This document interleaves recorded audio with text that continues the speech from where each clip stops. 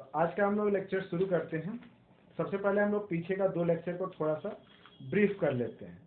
पहले लेक्चर में हम लोग ने डिस्कस किया था first world war, Swaraj that means home rule movement, और सेकेंड लेक्चर में हम लोग डिस्कस कर रहे थे about Rowlatt act and Jallianwala Bagh massacres. जब ये जलियांवाला बाग मैसेकर्स हुआ था उस समय जो आंदोलन गांधी जी ने शुरू किया था वो जो था आंदोलन वो शहरों तक ही सिमट के रह गया। वो उसकी जो पहुंच थी गांव के लोगों तक नहीं थी, और जो कहा जाए कि एक कॉमन आदमी तक ये आंदोलन नहीं पहुंच पाया, जिसके कारण क्या हुआ था। और अच्छा, उसमें एक चीज और हुआ था कि उस समय जो आंदोलन शुरू किया गया था, तो आपको पता होगा पिछले वीडियो में बताए थे कि 6 अप्रैल 1919 को रॉलेट एक्ट का विरोध करने के लिए गांधी जी ने एक आंदोलन शुरू किया था। लेकिन वो आंदोलन जो था बाद में काफी वायलेंट फॉर्म ले लिया, और जिसके कारण गांधी जी ने इस आंदोलन को बंद कर दिया। लेकिन दूसरी बात ये भी थी कि ये आंदोलन उस तरीके से नहीं फैला जिस तरीके से इसको फैलना चाहिए था, बस ये शहरों तक ही सिमट के रह गया। इस वीडियो में हम लोग डिस्कस करेंगे अबाउट खिलाफत movement and non cooperation movement. ये खिलाफत मूवमेंट क्या है और नॉन कॉपरेशन मूवमेंट क्या है। चलिए, अब खिलाफत मूवमेंट के बारे में अगर समझना है आपको तो फिर आप चलिए फर्स्ट वर्ल्ड वार में।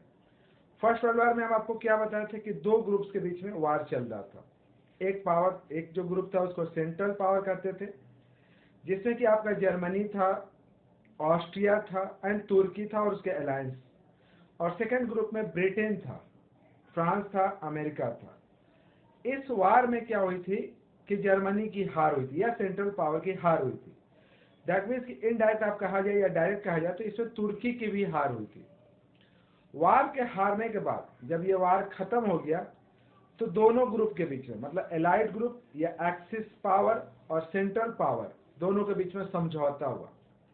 और इस समझौते में आप कहा जाए तो जो तुर्की था उसके साथ भी समझौता किया गया और एक हार्श ट्रीटी किया गया। हार्श ट्रीटी कहने का मतलब कि एक तरीके से तुर्की को जो था वर्ल्ड स्टेज पे काफी भला बुरा कहा गया, काफी ज्यादा उसको बेइज्जत किया गया। उसके बहुत सारे जो ऐसे एरिया जो रिच इन मिनरल्स थे उसको जो एलाइड पावर के जो कंट्री थे वो आपस में शेयर कर दिए। यहां तक तो ठीक था। उस समय क्या हुआ था कि जो तुर्की के हेड थे, तुर्की के हेड को खलीफा कहा जाता है, और उस समय जो तुर्की के जो हेड खलीफा थे वो पूरे वर्ल्ड के मुस्लिमों के धर्म गुरु थे। तो जब ये हार्श ट्रीटी हो रहा था उस समय एलाइड पावर ने या इनडायरेक्ट आप कहें तो ब्रिटेन ने तुर्की के जो खलीफा थे उनकी भी काफी ज्यादा बेइज्जती की थी। पूरे वर्ल्ड के जो मुस्लिमों थे उन्होंने इसको दूसरे फॉर्म में लिया। उनके अकॉर्डिंग क्या था, उनके अकॉर्डिंग था कि जो ब्रिटेन है उसने खलीफा की बेइज्जती नहीं की है, उसने पूरे वर्ल्ड के मुस्लिम सोसाइटी की बेइज्जती की है। तो उस समय ब्रिटेन के खिलाफ पूरे वर्ल्ड वाइड मुसलमानों ने एक आंदोलन छेड़ रखा था, एंड दैट्स कॉल्ड खिलाफत मूवमेंट। क्योंकि वो खलीफा से ही वर्ड बना है खिलाफत मूवमेंट। भारत के अंदर, इंडिया के अंदर अगर बात की जाए तो मार्च 1919 में खिलाफत कमेटी की फॉर्मेशन होता है मुंबई में बहुत यंग 2 मुस्लिम लीडर्स थे, मोहम्मद अली और शौकत अली, ये दोनों भाई थे। इन दोनों भाइयों ने डिसाइड किया कि हम भी इंडिया के अंदर ब्रिटेन के अगेंस्ट एक आंदोलन करेंगे, और उस आंदोलन का नाम इन्होंने खिलाफत मूवमेंट दिया। खिलाफत मूवमेंट इसलिए दिया क्योंकि ये लोग ब्रिटेन से बदला लेना चाहते थे अपने खलीफा की बेइज्जती का। तो ये हुआ खिलाफत मूवमेंट। तो खिलाफत मूवमेंट इंडिया में स्टार्ट हुआ था, और इसका मकसद जो था एक तरीके से आप कह सकते हैं कि ये मुसलमानों का आंदोलन था, और ब्रिटेन के खिलाफ आंदोलन था। और इसलिए खिलाफ था क्योंकि ब्रिटेन ने जो तुर्की के खलीफा थे या तुर्की के जो हेड थे या मुसलमानों के जो खलीफा थे उनको उन्होंने बेइज्जत किया था। और उसी को लेकर के इंडिया में जो अली ब्रदर्स थे, मोहम्मद अली और शौकत अली ने इंडिया में खिलाफत मूवमेंट शुरू किया। उससे पहले मार्च 1990 में मुंबई में खिलाफत कमेटी का फॉर्मेशन हुआ। और फिर हम वापस आते हैं 1919 में जो गांधी जी ने जो आंदोलन शुरू किया था, बताया तो उसकी लिमिटेशन थी। ये जो आंदोलन था वो शहरों तक ही सिमट के रह गया था। गांधी जी को लगता था कि जब तक मुस्लिम कम्युनिटी हमारा साथ नहीं देगा तब तक हम किसी भी आंदोलन में सक्सेस नहीं हो सकते। जब मुस्लिम कम्युनिटी ने ब्रिटिशर्स के खिलाफ खिलाफत मूवमेंट स्टार्ट किया, उस समय सितंबर 1920 में कलकत्ता सेशन, कांग्रेस का कलकत्ता सेशन हो रहा था। उस कलकत्ता सेशन में जो लीडर्स थे, गांधी जी ने उनको समझाया, बुझाया और उन्हें रेडी किया कि हम भी मुस्लिम कम्युनिटी जो है खिलाफत मूवमेंट चला रहा है उसके पैरेलल में एक आंदोलन चलाएंगे। और उसका नाम उन्होंने दिया non cooperation movement. Non cooperation movement, non cooperate आप समझते कि जस्ट लाइक आपको हम बताए थे ना कि आप किसी के साथ कोऑपरेट करते, मतलब सहयोग करते। हिंदी में इसको असहयोग आंदोलन भी कहा जाता है। गांधी जी का मानना था कि ब्रिटिशर्स जो है इंडिया में आए हैं एज अ बिजनेसमैन, और वो इंडिया में तब तक ही हैं जब तक कि उनका इंडिया में बिजनेस है। जिस दिन इंडिया में उनका बिजनेस फ्लॉप कर गया उस दिन वो अपने आप इंडिया से वापस चले जाएंगे। तो गांधी जी के दिमाग में एक आइडिया है। उन्होंने कहा कि नहीं, हम ब्रिटिशर्स का साथ कोई कॉपरेशन नहीं करेंगे। उनका यह भी मानना था कि अगर इंडियन ब्रिटिशर्स का साथ कॉपरेट करना छोड़ दे तो ब्रिटिशर्स खुद ब खुद इंडिया छोड़ के चले जाएंगे, क्योंकि ब्रिटिशर्स जो थे बिना इंडिया के इंडिया में कोई काम कर भी नहीं सकते थे। हुआ भी ये, नॉन कोऑपरेशन मूवमेंट शुरू हुआ। तो इसमें क्या क्या चीजें हुई? तो सबसे पहला बात क्या था कि जितने भी लोग थे उन्होंने अपना टाइटल रिटर्न कर दिया। टाइटल इन द सेंस कि बहुत सारे लोगों को टाइटल्स मिलता है, तो उन्होंने ब्रिटिशर्स को टाइटल रिटर्न कर दिया। सेकंड थिंग क्या हुआ कि जो लॉयर्स थे जो ब्रिटिश कोर्ट में जाकर प्रैक्टिस करते थे उन्होंने प्रैक्टिस करना छोड़ दिया। जो टीचर्स थे जो ब्रिटिश स्कूल में पढ़ाते थे उन्होंने ब्रिटिश स्कूल में पढ़ाना छोड़ दिया। बच्चे जो थे वो स्कूल जाना छोड़ दिए। जो औरतें थे they picketed on the liquor shop, वो जाकर शराब की दुकानों पे धरना देना शुरू किया। ये सब तो ठीक था। इसके अलावा जो इंडियन कम्युनिटी थे दे बाइकॉटेड द ब्रिटिश गुड्स, मतलब कि ब्रिटेन का बना हुआ कोई भी सामान को जो इंडियन कम्युनिटी था वो बाइकॉट करना शुरू किया। यहां तक हुआ कि जो ब्रिटिश क्लॉथ्स होते हैं सबको कलेक्ट किया गया। कलेक्ट करने के बाद एक चौराहे पर ला करके उसको जला दिया गया। दे बर्निफायर द ब्रिटिश क्लॉथ। ये इस तरीके से शुरुआत हुई। यहां तक तो ठीक था। उसी समय क्या हुआ था कि कांग्रेस, जो आपको पता है सितंबर 1920 की बात है, नवंबर 1920 में वहां पे काउंसिल का जो लेजिस्लेटिव काउंसिल का इलेक्शन होने वाला था। अब कांग्रेस के अंदर ही दो तरह के मतभेद हो गए। कुछ लीडर्स का मानना था कि हम लोगों को लेजिस्लेटिव काउंसिल में पार्टिसिपेट करना चाहिए।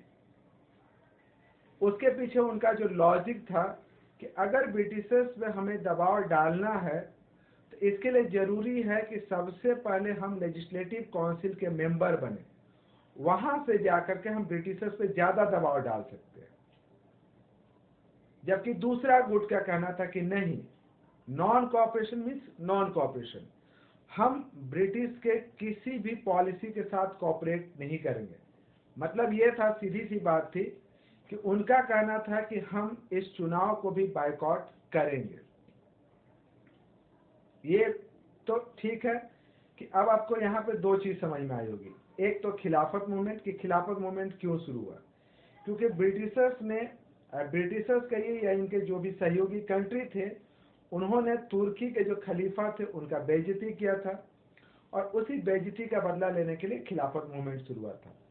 गांधी जी ने नॉन कॉपरेशन मूवमेंट शुरू किया क्योंकि इनके पास एक मौका था कि वो मुस्लिम कम्युनिटी को अपने साथ ले सके। लेकिन ये नॉन कॉपरेशन मूवमेंट जो था वो एक लंबा टाइम तक नहीं चल पाया और मार्च 1922 में ये जो आंदोलन था वो बंद हो गया। बंद होने के पीछे बहुत सारा रीजन है, लेकिन उस समय जो एक इमीडिएट कॉज था, इमीडिएट मतलब उस समय जो अचानक से क्या हुआ कि गांधी जी ने इस आंदोलन को बंद कर दिया। तो आप फिर से पीछे चलिए, गांधी जी ने लड़ने का तरीका क्या बताया था? सत्याग्रह, सत्याग्रह और अहिंसा। मतलब उनका कहना था कि हम ब्रिटिशर से फाइट करेंगे लेकिन किसी तरह का कोई फिजिकल वायलेंस नहीं होना चाहिए। लेकिन हुआ ये कि नॉन कॉपरेशन शुरू होने के बाद कहीं कहीं पर फिजिकल वायलेंस भी होना शुरू हुआ। उसी समय 1922 में चौरा चौरी, उत्तर प्रदेश में गोरखपुर एक जगह है और गोरखपुर में ही एक चौरा चौरी जगह है, वहां पे एक पुलिस स्टेशन था। कुछ रिवोल्यूशनरीज ने क्या किया कि उस पुलिस स्टेशन में ही आग लगा दिया और जिसके अंदर में कुछ ब्रिटिशर्स थे जो जल करके मर गए। जब ये बात गांधी जी को पता चला तो उन्हें काफी दुख हुआ और उन्होंने कहा कि शायद हमारे जो रिवोल्यूशनरी हैं उनको सत्याग्रह का एक्चुअल मीनिंग नहीं पता है। तो गांधी जी ने कहा कि चूंकि हमारे सत्याग्रही को या उनके अकॉर्डिंग जो उनके सपोर्टर थे उनको ही सत्याग्रही कहा जाता था, उनके अकॉर्डिंग कहा गया कि जो हमारे सत्याग्रही है उनको एक्चुअली मतलब पता ही नहीं है सत्याग्रह का, तो इसलिए अभी हम इस आंदोलन को बंद करते हैं। हम पहले उनको एक प्रॉपर ट्रेनिंग देंगे, पहले उनको सत्याग्रह का एक्चुअल मतलब समझाएंगे एंड देन इस आंदोलन को फर्दर शुरू करेंगे। तो चौरा चौरी ट्रेजेडी के बाद गांधी जी ने नॉन कॉपरेशन मूवमेंट को बंद कर दिया। लेकिन ये तो था कि गांधी जी का तर्क कि उन्होंने नॉन कॉपरेशन मूवमेंट को क्यों बंद किया, लेकिन इसके पीछे भी बहुत सारा लॉजिक था। दूसरे लोग कुछ और लॉजिक देते हैं और जो सही भी है नॉन कॉपरेशन मूवमेंट का बंद होने का। नॉन कॉपरेशन मूवमेंट तो शुरू हुआ, शुरुआत में तो काफी ज्यादा लोग उसमें पार्टिसिपेट किए। जैसे कि आपको बताएं कि जो बहुत सारे लोग थे उन्होंने अपना टाइटल रिटर्न कर दिया, जो टीचर थे स्कूल में पढ़ाना छोड़ दिए, बच्चे जो थे उस स्कूल में पढ़ना छोड़ दिए। बहुत सारे लोग ने ब्रिटिश क्लॉथ्स को बॉनिफायर किया, बाइकॉट किया। आप ये जान के हैरान होंगे कि 1920 से लेकर 22 के बीच में जो इंग्लैंड से जो गुड्स इंडिया आता था सीधे हाफ हो गया। मतलब जितना सामान इंग्लैंड से इंडिया आता था बस उसका जो आधा सामान अब आने लगा। बहुत सारे जो बिजनेसमैन थे ब्रिटिश गुड्स को बेचने से रिफ्यूज करने लगे क्योंकि उनको डर था कि पता नहीं कब रिवोल्यूशनरी हमारे दुकानों पे हमला कर दे और आग लगा दे। लेकिन ये आंदोलन ज्यादा दिनों तक चल नहीं पाया और धीरे धीरे ये आंदोलन अपने आप स्लो डाउन हो गया। स्लो डाउन होने के पीछे फिर रीजन क्या था? तो स्लो डाउन होने के पीछे रीजन यही था, एक तो पहला रीजन कि जो ब्रिटिश गुड्स था वो मिल का बना हुआ कपड़ा होता था। कपड़ा अगर टेक्सटाइल की बात कीजिए तो ब्रिटिश से जो कपड़ा इंडिया में आता था वो मिल का बना हुआ कपड़ा था। मिल का जो कपड़ा बनता है वो काफी सस्ता होता था in compare of Indian goods या इंडियन क्लॉथ जो कि चरखा से बनता था। तो इंडियन क्लॉथ के कंपेयर में ब्रिटिश क्लॉथ जो था काफी सस्ता था, इसलिए इंडिया के जो गरीब लोग थे वो एफर्ट नहीं कर पा रहे थे कि वो इंडियन क्लॉथ को महंगे दामों पर खरीद करके उसको यूज कर सके। क्लास 9th में अगर आप पढ़िएगा तो एक स्टोरी जो थी, महाराष्ट्र की एक औरत थी जिसने गांधी जी को एक लेटर लिखा था और उसमें बहुत अच्छे शब्दों में उस महिला ने गांधी जी को लिखा था कि मैं और मेरे पति आपके बहुत बड़े सपोर्टर हैं, हम आपके हर बात को मानना चाहते हैं, लेकिन चूंकि हम एक लोअर मिडिल फैमिली से बिलोंग करते हैं और हमारे यहाँ जो औरतें होती वो जो साड़ी पहनती है करीब करीब 6 मीटर का होता है। और इंडिया, अगर हम इंडिया के अनुसार चले, इंडियन साड़ी को यूज करें तो वो काफी ज्यादा महंगा होता है, जिसको हम एफोर्ड नहीं कर पा रहे। एक तो चीज हुआ कि जो इंडियन गुड्स था वो ब्रिटिश गुड्स के कंपेयर में काफी महंगा था, जिसके कारण मजबूरन बहुत सारे जो गरीब लोग थे उनको वापस ब्रिटिश गुड्स को खरीदना पड़ा। दूसरा रीजन, बच्चों ने स्कूल जाना तो छोड़ दिया, जैसे आप जान ही रहे, सुन भी लिए मेरी बात। लेकिन अगर वह स्कूल छोड़ भी देंगे तो पढ़ेंगे कहाँ? पढ़ना तो है। और उस समय ब्रिटिश स्कूल के अल्टरनेट में कोई इंडियन स्कूल नहीं था जहां पे बच्चे ब्रिटिश स्कूल को छोड़ करके इंडियन स्कूल में जाकर के पढ़ाई कर सके। मतलब कहा जाए कि उसका अल्टरनेट में कोई उपाय नहीं था, जिसके कारण मजबूरन फिर बच्चों को वापस उसी ब्रिटिश स्कूल में जाना पड़ा। ये बात अलग है कि इसके बाद बहुत सारे इंडियन ने सोचा और बहुत सारे इंडियन स्कूल का फॉर्मेशन किया गया, लेकिन उस समय उनके पास कोई अल्टरनेटिव स्कूल नहीं था। बहुत सारे लोगों ने जो अंग्रेजों के अंदर में काम करते थे, चाहे वो जो आपका कोर्ट हो या ब्रिटिश स्कूल हो, वहां जाना पढ़ाना छोड़ दिए, प्रैक्टिस करना छोड़ दिए। लेकिन फिर वही बात है कि काम करेंगे तो कहाँ करेंगे, कोई अल्टरनेटिव सोर्स तो था नहीं, जिसके कारण मजबूरन उन्हें भी अपने काम पे वापस लौटना पड़ा। गांधी जी को कहीं ना कहीं आभास हो गया था कि चूक हमसे कहाँ हुई है। गांधी जी को यह भी समझ में आ गया था कि नॉन कोऑपरेशन, ब्रिटिशर्स के साथ ज्यादा दिन तक नॉन कोऑपरेशन कर पाना इंडियन के लिए काफी ज्यादा मुश्किल है, और उसका अल्टरनेट लाने के लिए गांधी जी को कुछ टाइम चाहिए था। और इसीलिए उन्होंने चोरा चोरी ट्रेजेडी का एक बहाना लिया और इस आंदोलन को बंद कर दिया। तो कुल मिलाकर के आप इस वीडियो में समझे होंगे, सबसे पहला Khilafat movement and then non cooperation movement. Non cooperate कि इंडियन जो हैं वो ब्रिटिशर्स के साथ किसी तरह का कोई कोऑपरेशन नहीं करेंगे। कोई कोऑपरेशन मतलब कि उनका कोई बना हुआ, उनके देश का बना हुआ कोई कपड़ा यूज नहीं करेंगे। हमारे बच्चे मतलब इंडियन बच्चे ब्रिटिश के स्कूल में नहीं पढ़ेंगे, इंडियन उनके कोर्ट में प्रैक्टिस नहीं करेंगे, टीचर उनके स्कूल में पढ़ाएंगे नहीं।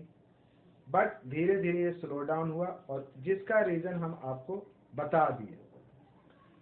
अगर आपको ये चीज समझ में आ गया तो अच्छी बात है। अगर नहीं समझ में आया, किसी तरह का कोई डाउट हो, या अगर आपके दिमाग में कोई क्वेश्चन चल रहा हो इस टॉपिक से रिलेटेड, आइदर खिलाफत मूवमेंट या नॉन कोऑपरेशन मूवमेंट, तो आप कमेंट बॉक्स में जाकर के लिख दीजिएगा, ताकि अगला वीडियो जब हम बनाएंगे तो उसमें आपके सवालों का हम जवाब दे सके।